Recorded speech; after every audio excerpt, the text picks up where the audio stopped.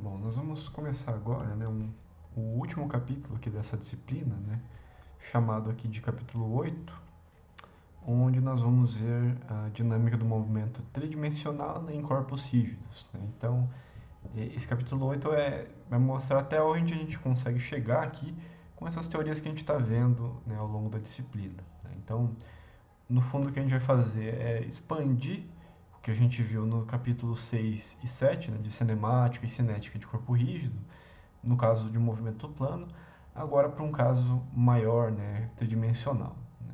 A gente vai ver que tem muita coisa similar ao que a gente viu anteriormente, né, embora outras coisas mudem também aqui, né, mas a gente pode aproveitar das teorias que a gente já viu para o caso do movimento no plano. O conteúdo então foi dividido em introdução, né? A gente vai falar um pouquinho de cinemática tridimensional, a gente vai falar de momentos e produtos de inércia de massa, a gente vai falar da segunda lei e da equação de Euler para movimento tridimensional. E, por fim, né, a gente vai fazer alguns exemplos de aplicação dessas teorias aqui para o caso 3D, tá? Que tem lá suas particularidades. Nos capítulos anteriores, né, a gente verificou basicamente a análise cinemática e cinética de corpos rígidos em movimento plano, né? Então, nosso movimento era relativamente simples, né? A gente podia ter no movimento plano geral, né, duas translações em x e y, digamos assim, e uma rotação, né, em torno do plano, em torno do eixo z, que era o eixo saindo do plano xy lá, né? A gente utilizou duas metodologias distintas, né, para se enxergar esses movimentos. O primeiro foi usando referenciais em translação, né? E o segundo eram usando referenciais transladados e rotacionados, tá? Em muitos problemas, a gente podia utilizar tanto uma metodologia como a outra, né? Embora para alguns casos, né, haviam, né, formas mais fáceis de se lidar com aqueles problemas. As equações para análise cinética eram baseadas na segunda lei de Newton e na equação de Euler, né, para rotação. A gente deu bastante foco nessas duas equações aqui, né? Embora também você consiga usar, né, quantidade de movimento, você pode usar equações de energia, né, energia cinética potencial, para modelar esses sistemas, né? A gente não está dando tanto foco nessa disciplina, nessa abordagem. A análise desses sistemas, no entanto, era simplificada, né? Porque, como eu já disse, né, a gente tinha movimento apenas no plano, então cada corpo rígido poderia, no máximo, né, sofrer duas translações, né, horizontal e vertical, e a lei de uma rotação em torno de z aqui. Nesse capítulo, então, a gente vai expandir essa ideia agora para o caso do movimento tridimensional, né? A gente não vai conseguir se aprofundar muito nesse capítulo, né? É mais para dar uma ideia para vocês que estão assistindo aí da diferença para o caso do movimento no plano, né? Muito do que a gente aprendeu nos capítulos anteriores ainda são mais ou menos válidos aqui, com as suas devidas adaptações, né? Então, vamos começar primeiro, né, pela parte de cinemática, né? Como que a gente descreve o movimento desses corpos rígidos em movimento tridimensional, né? Nossos corpos agora eles podem ter mais graus de liberdade, né? Então, a gente vai ter, obviamente, mais variáveis para poder estar descrevendo esses movimentos. Para análise cinemática, né, a gente vai empregar aí como uma ferramenta mais ou menos geral para corpo rígido, em utilizar um referencial inercial XYZ, que eu vou estar normalmente representando com letras maiúsculas aqui, e um referencial transladado e rotacionado, tá? Que eu vou chamar aqui, nesse caso, de x1, y, z1. Notem que eu não estou falando aqui de referenciais puramente transladados, né? Em corpo rígido e movimento 3D, a gente vai ver logo em seguida que é particularmente importante utilizar esses sistemas transladados e rotacionados por causa do que a gente chama de tensor de inércia do seu sistema, tá? Então, a gente vai ver em seguida que se você não usa, né, referenciais transladados e rotacionados, os parâmetros, né, que descrevem a inércia do sistema, conforme o corpo está girando, podem variar ao longo do movimento, ao longo do tempo. Isso para problemas de dinâmica que não são muito não é algo muito interessante, né? Então, A gente vai abordar isso usando, né, esses referenciais transladados e rotacionados de forma similar ao que a gente viu antes, né, só que agora eles passam a ter uma importância ainda maior. Então a gente tem aqui um sistema inercial, x, y, z, fixo, né, em algum ponto do espaço. A gente tem um corpo aqui com dois pontos A e B arbitrários, que eu estou descrevendo o movimento desses dois pontos, né? E esse corpo aqui, vamos pensar que ele está no movimento geral, né, tridimensional. Ele pode ter translações nos três eixos, rotações em torno dos três eixos também. E eu estou empregando aqui um sistema de coordenadas, tá, que está girando aqui com uma velocidade angular on e uma aceleração angular on ponto, tá? Esse sistema de coordenadas ele pode estar acompanhando o movimento do corpo rígido ou não, dependendo da sua escolha. Embora normalmente fazer com que esse sistema acompanhe o corpo, né, seja interessante para eliminar algumas variáveis ali. Tá? Então eu estou identificando dois pontos aqui nesse corpo rígido. A gente tem vetores de posição absoluta RA e RB, né? E um vetor de posição relativa RBA aqui para desenvolver a posição relativa do ponto B com relação ao A. Né? No ponto A, a gente tem um sistema móvel de coordenadas aqui, como vocês podem ver. Tá? Então, aí eu coloco uma pergunta, né? Aliás, uma observação. Nesse caso, né, o movimento e as rotações podem ocorrer nos três eixos, né? Diferente do que a gente tinha visto no caso anterior. Né? Então, a gente tem esses dois sistemas aqui, móvel e inercial. Note, né, que em casos onde houverem rotações em múltiplos eixos, né, também serão necessários múltiplos sistemas móveis. Então, de modo geral, quando a gente tem um movimento de corpo rígido de rotação em vários eixos, né, ou em torno de vários eixos, é interessante usar também múltiplos sistemas móveis de coordenadas, geralmente acompanhando cada movimento de rotação. Tá? Não necessariamente, mas muitas vezes a gente vai querer fazer isso.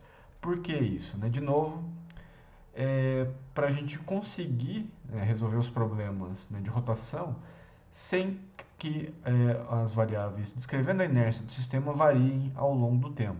Né? Então a gente vai ver isso em seguida. Nos problemas mais simples que a gente vai lidar aqui, normalmente a gente vai utilizar só um sistema de coordenadas móvel, né, porque vai ser suficiente. Em problemas mais complexos, né, se você for modelar um giroscópio, né, em movimento livre, um satélite, né, com múltiplas rotações ou coisa do tipo, você pode ter de utilizar, né, esses vários sistemas móveis aqui. A ideia do que a gente vai fazer aqui, né, nos exemplos vai ser mais ou menos a mesma, né, só que a gente vai fazendo uma escala mais simples. Né? Nessa disciplina a gente não consegue se aprofundar muito em dinâmica tridimensional.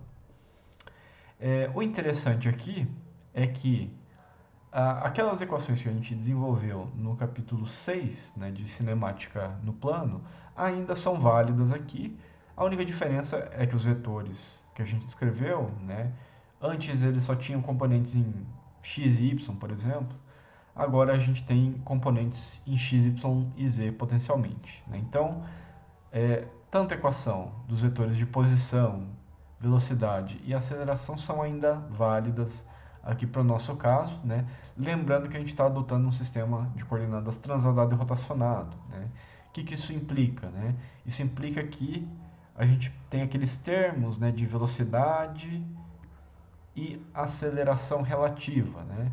Lembrem lá do capítulo 6. Né? Isso aqui só vai existir quando a gente tem o ponto B se movimentando em torno do ponto A, normalmente com o comprimento, né, com a distância entre o ponto B e o ponto A variando ao longo do tempo. Né? Então isso acontece muito quando vocês têm elementos de mola, né, elementos elásticos no seu corpo rígido, né, molas concentradas de Hooke, né, ou rasgos ou algo do tipo que induzem movimento relativo. Tá? O movimento relativo aqui vai acontecer nesses casos aí. Né? Tem que cuidar para não confundir com o sistema puramente transladado, né?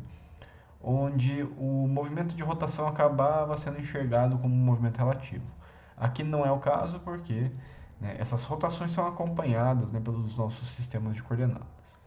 Então a gente tem aqui de novo, né, a equação de posição, velocidade e aceleração. Né? Lembrando lá dos termos, né, de aceleração tangencial, aceleração normal, aceleração de Coriolis, que a gente viu também no capítulo 6. Uma outra observação importante é que essas três equações elas podem ser expressas tanto no sistema inercial I ou no sistema móvel B1, desde que a gente utilize todos os vetores representados no mesmo sistema de coordenadas, né? A gente bateu bastante nessa questão no capítulo 6 porque você não pode, normalmente, operar diretamente vetores escritos em sistemas, né, diferentes de coordenadas, né? Você vai estar igual somar laranja com maçã, né? Você está misturando coisas diferentes, né? E você não pode fazer isso diretamente dessa forma, né? E a gente vai ver alguns casos onde a gente vai ter que lidar um pouquinho com isso, né? Embora nos capítulos anteriores eu já até mostrei um pouquinho, né, sobre transformação de coordenadas e tudo mais, tá? Então, isso aqui é importante. Então, lembrando dos termos dessas três equações, né, a gente tem lá VB, AB, VA e A, que são velocidades e acelerações absolutas dos pontos B e A, né? Lembrando que esse termo absoluta indica que a gente está vendo esses movimentos desses dois pontos com relação a um sisteminha, a um observador fixo, né? On e on ponto, né, são velocidade e aceleração angular do sistema móvel, tá? Lembrando que esse on e esse on ponto não são necessariamente velocidades e acelerações angulares do seu corpo rígido, embora normalmente, né, a gente escolha, né, esse on e esse on ponto, ou seja, escolha um sistema de coordenadas que seja solidário ao movimento do seu corpo. Então, muitas vezes esses dois termos vão coincidir com movimentos angulares do seu corpo rígido. Tá?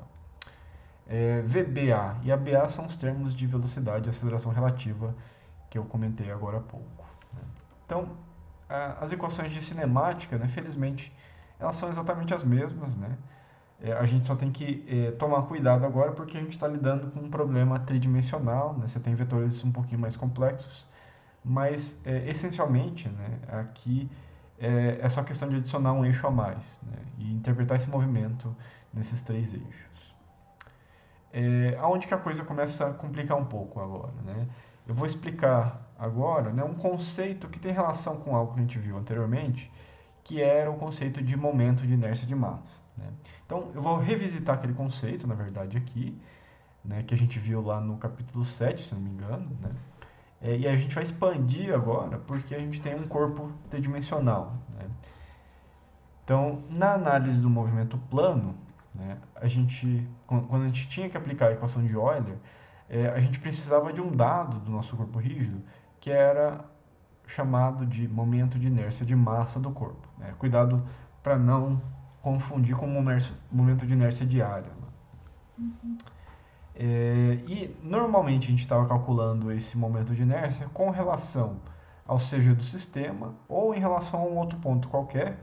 Normalmente era um ponto fixo no nosso corpo rígido, né? Isso facilitava a aplicação da equação de Euler e tudo mais. A gente viu isso no capítulo 7. Então, a inércia de cada corpo, né, era um escalar, era um valor único, né, porque a gente só tinha rotação em torno do eixo Z, né, ou em torno do eixo saindo do plano do nosso problema, né. Se a gente pensar agora, né, nosso corpo rígido ele pode ter rotações em três eixos, né, então a gente vai ter pelo menos três valores para isso.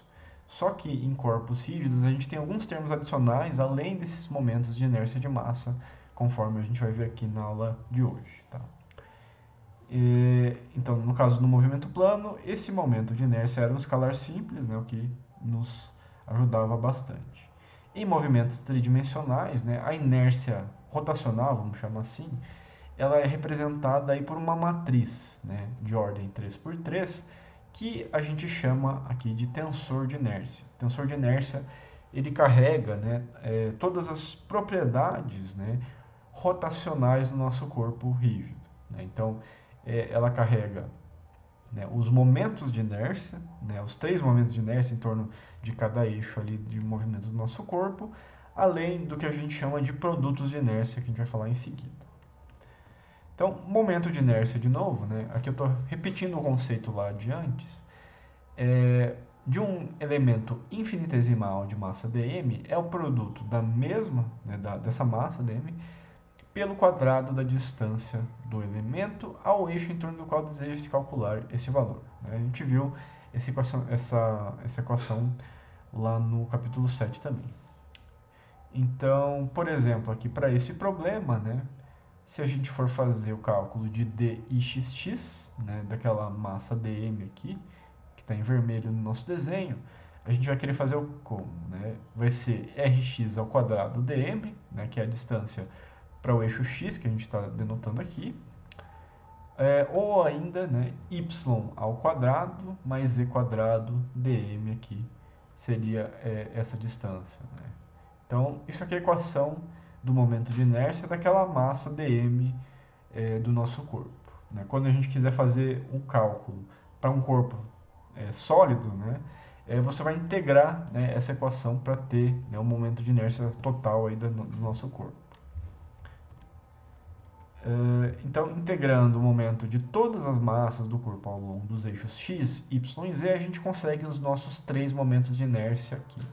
Então, a gente tem ixx, iy e zz, né, que são os momentos de inércia em torno de x, y e z. Então, a gente interpreta isso aqui como? Né, são os graus de dificuldade, né, de se provocar rotação em torno de cada um desses três eixos aqui. E aqui as nossas equações, né? Então, ixx é integral de y² mais e² dm, e yy é integral de x² mais e² dm, e zz é igual a integral de x² mais y² dm. Os valores de momento de inércia, né? Olhando a equação a gente já consegue enxergar isso, né? Deverão ser sempre positivos. Não faz sentido a gente ter momento de inércia negativo aqui nos nossos casos. Porque, né, essas distâncias aqui elas estão elevadas ao quadrado. Né? Então, o resultado dessas integrais também serão ao quadrado aqui. Né? A gente interpretou um pouquinho desse momento de inércia anteriormente, né, e tudo mais no capítulo anterior, né? Lembrando que isso aqui traz uma medida do grau de dificuldade de se rotacionar o corpo em torno de cada um desses três eixos. Né? Então, a interpretação é bem clara para esse tipo de grandeza aqui. Né? E vai ser o que a gente vai ter de calcular principalmente aqui nos nossos problemas 3D. Tá? Agora, quando a gente fala de problemas tridimensionais, a gente vai ter que falar de um outro conceito, né, cuja interpretação é um pouquinho mais difícil, né, e normalmente a gente não vai precisar nem fazer ela, né, que é o chamado produto de inércia. Tá? Então, o produto de inércia, né, de um elemento de massa dm, em relação a um conjunto de dois planos ortogonais, então agora é um pouquinho diferente a definição, é o produto dessa massa, né, dm, pelas distâncias em relação a esses dois planos. Né? Então, por exemplo, para os planos yz e xz, a gente tem d e xy é igual a xi dm, que são as duas grandezas de distância em relação aos planos yz e xz aqui, respectivamente. Tá? Integrando os termos de produto de inércia, né, a gente vai ter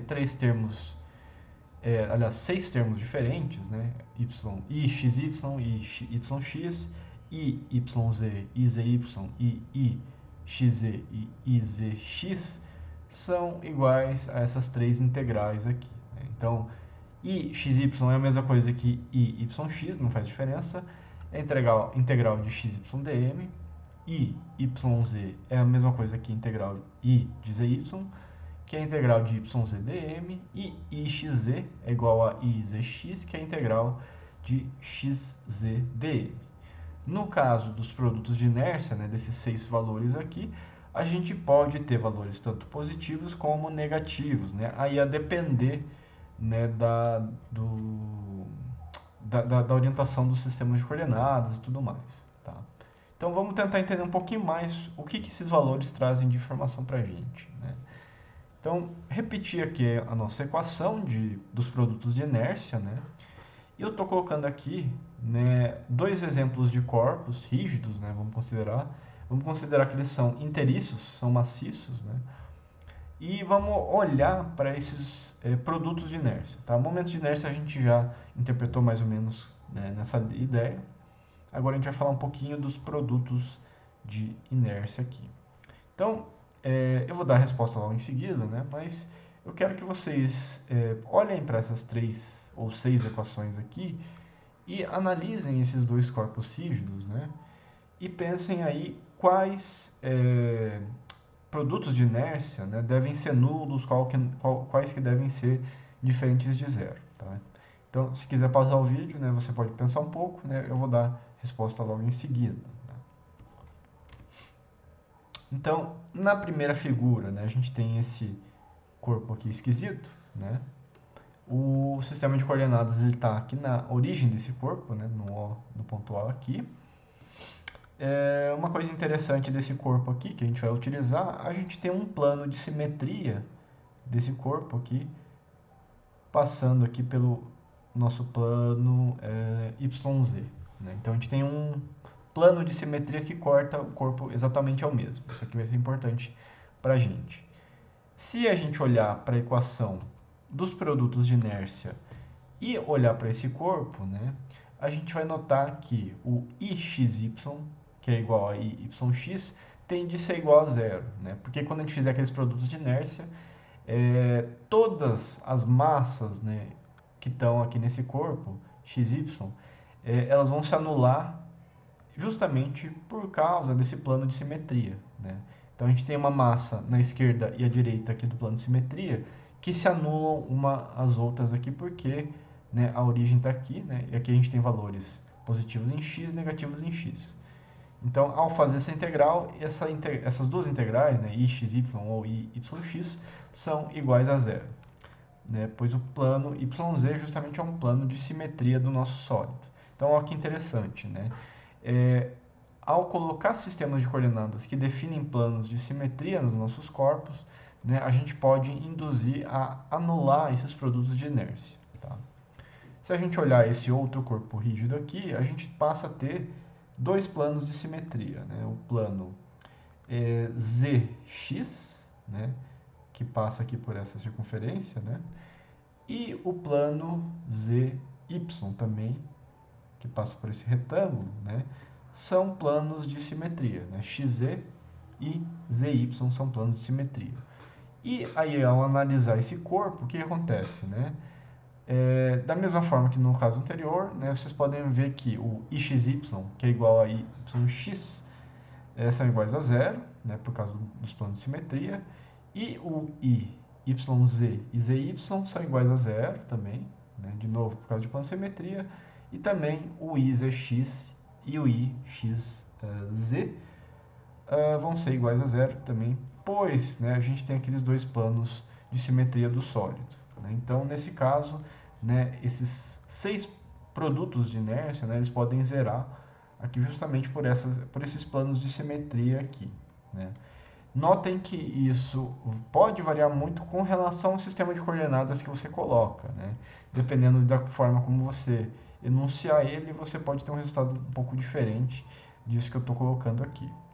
Tá? Então, o que a gente tira de conclusão aqui? Né? Produto de inércia é um valor que tem muita relação com o posicionamento do sistema de coordenadas e, além disso, né, quando a gente tem eixos de simetria naquele corpo, né, a gente pode ter valores de produtos de inércia, né, se zerando aqui no nosso problema. Tá? Quando a gente junta, né, os 6 valores de tensor de produtos de inércia e os 3 valores de momento de inércia de massa, a gente consegue, né, juntar eles e montar o que a gente chama aqui de tensor de inércia, né, que é aquela matriz 3x3 que agrupa todos os valores. Né? Então, as propriedades inerciais de um corpo são descritas por uma matriz denominada tensor de inércia, né, que é essa que eu coloco aqui abaixo, onde a diagonal principal são os momentos de inércia e os valores fora da diagonal principal são os produtos de inércia. Uma coisa importante, né, em vários casos a gente pode escolher, entre aspas, né, um sistema de coordenadas de tal modo que os produtos de inércia se anulem. Né? Então a gente já viu isso no exemplo anterior. Né? Tem algumas escolhas que você pode fazer em relação ao sistema de coordenadas que ajudam a gente a anular esses termos de produto de inércia. Tá? Isso a gente vai ver que vai facilitar na hora da gente aplicar a equação de Euler para corpos rígidos em movimento 3D. Esse sistema de coordenadas, né, também, como geralmente a gente acaba escolhendo algo desse tipo, né, a gente chama esse sistema de coordenadas como conjunto de eixos principais de inércia aí, né? Então, quando você escolhe um sistema de coordenadas que ajuda a gente a zerar, né, esses produtos de inércia, a gente tem o que a gente chama de conjunto de eixos principais de inércia, ou apenas eixos principais de inércia aqui. Nesse caso, né, a gente vai ter então um tensor de inércia diagonalizado, né? Então a gente passa a não ter esses valores fora da diagonal principal, né? E uma preocupação, né, que a gente vai ter recorrente aqui em dinâmica tridimensional é em realmente, né, tentar fazer um sistema de coordenadas que acompanhe, né, o movimento do nosso corpo rígido, o movimento de rotação do corpo rígido, principalmente, né, e fazendo com que ele coincida com essas direções principais de inércia. Né? Por quê? Porque aí a gente tem esses termos como nulos, né? E, como eu falei, na equação de Euler, que a gente vai mostrar adiante, a gente passa a ter menos termos para fazer nosso equacionamento. Em corpos com múltiplas rotações, né, isso implica na necessidade de utilizar sistemas móveis de coordenadas solidários à rotação do corpo. Tá? Do contrário, termos do tensor passarão a variar conforme o movimento do corpo. Então, se o nosso corpo rígido, né, imagina que ele está girando em torno dos três eixos aqui, né, em torno de y, x e z. Conforme esse corpo gira, né, se o nosso sistema de coordenadas for fixo, o que vai acontecer? Os produtos de inércia vão variar. Né? O tensor de inércia vai variar e isso dificulta na hora de você equacionar o problema. Você até pode fazer isso, né? Não matematicamente não tem problema, mas o problema torna-se complicado. Né? Então, geralmente o que a gente faz é usar sistemas solidários na rotação do corpo, para sempre acompanhar o movimento do corpo rígido, né? De modo, né, que o tensor de inércia do nosso sistema seja sempre constante. Né? Então isso ajuda muito a gente a resolver esses problemas. Uma coisa importante também, né?